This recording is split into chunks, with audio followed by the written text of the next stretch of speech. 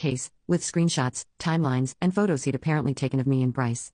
It was honestly pathetic how much time he'd spent playing private investigator instead of trying to fix our actual marriage problems. But when he started crying and begging me not to leave, I realized I had all the power in this situation. He was terrified of losing me and the boys, which gave me some leverage to negotiate. I figured if I played along with his little wounded husband act for a while, things would eventually go back to normal and he'd get over it. Boy, was I wrong about that. The list of rules he came up with was absolutely insane. I had to write this humiliating confession letter detailing everything that happened with Bryce, which was bad enough. But then he wanted me to give a copy to Bryce's wife. I mean, why drag her into our mess? That felt unnecessarily cruel, but John was adamant about it. He also made me quit my job, which honestly felt like financial abuse since now I'm completely dependent on him. The location tracking on my phone, the car GPS, having to share all my passwords, it was like being married to a stalker. And the check-ins every 30 minutes when I'm out with friends? That's not rebuilding trust, that's control. The worst part is how he acts like these restrictions are totally reasonable. He'll say things like, well, if you have nothing to hide, why does it bother you? But it's the principle of the thing. I made one mistake 2 years ago, and now I'm supposed to live like a prisoner for the rest of my life. Meanwhile, he gets to play the perfect husband role while treating me like a criminal. He even made me cut contact with Jenna, my best friend since college, just because she knew about the affair and didn't tell him. Like, that's what best friends do, they keep your secrets and support you through difficult times.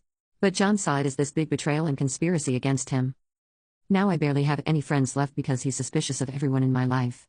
The no contact rule with anyone from my old job means I've lost most of my social circle.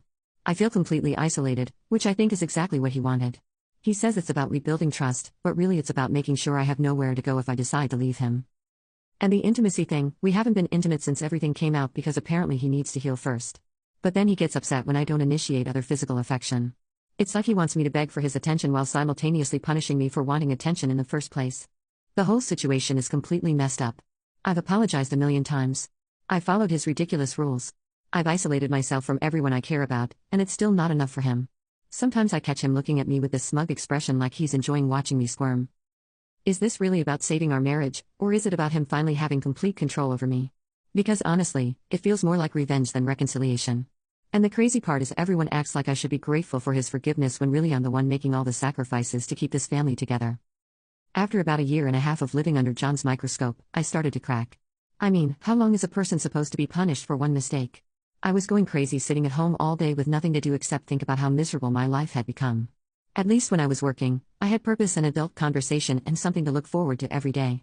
Now I'm basically a stay-at-home mom without any of the fulfillment that's supposed to come with that role. The boys are in school most of the day.